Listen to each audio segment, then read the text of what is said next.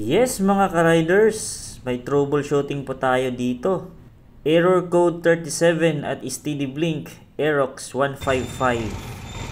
Ano kaya ang problema nito? Let's go! At kung bago ka pa lang sa aking channel, huwag kalimutan mag-subscribe at i-click ang notification bell para ma-update ka sa mga bagong videos ko. Let's go! Yes mga ka-riders, may ginagawa tayo dito na Aerox 155. Nagkakaroon ng error code 37 at steady blink. Ano kaya ang problema nito? Mga ka-riders, so problema niya is engine speeds too high when idling. Ibig sabihin po ay mataas yung minor. At kung wala naman kayong diagnostic tools, pwede naman kayo mag-search sa Google. Sa totoo lang mga ka-riders, ang problema ay ito talaga ISC or IAC, Idle Air Control Valve. Ang gamit po niyan, siya po yung responsable sa minor.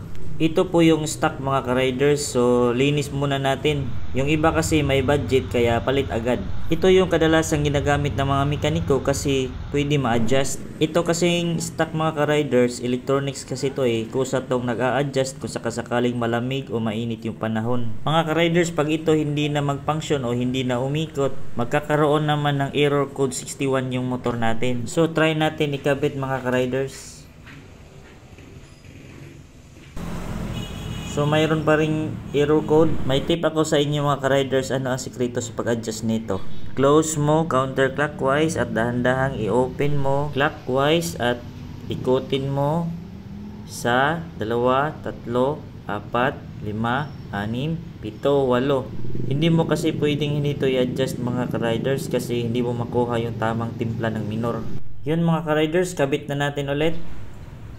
Dito mga ka-riders, mapapansin nyo may error code pa rin na 37 kasi hindi yan mawawala dahil ang minor niya ay nasa 2000 RPM pa rin. Naka-minor na yan pero parang gusto nang tumakbo ang motor. Mga ka-riders, standard RPM ng Aerox 155 ay 16 plus or minus 100 RPM. At dito naman banda makikita yung idle stop screw. Dito natin i-adjust yung minor. So ito yung manual.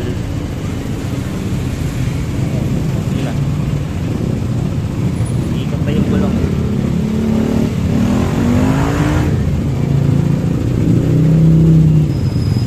Yan, hindi na umiikot. Ha? Yan. Yan yung normal. Yan yung normal. At makikita natin mga ka-riders na nasa standard na yung minor. Saka nawala na rin yung error code 37. Check natin ulit mga ka-riders. So tingnan natin kung may error pa ba. So yun ang mga ka-riders, no? Napatingin pa yun si customer.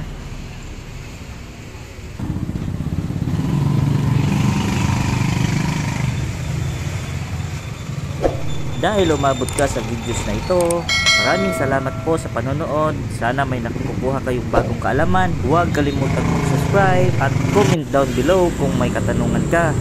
Like and share naman po mga idol. Salamat!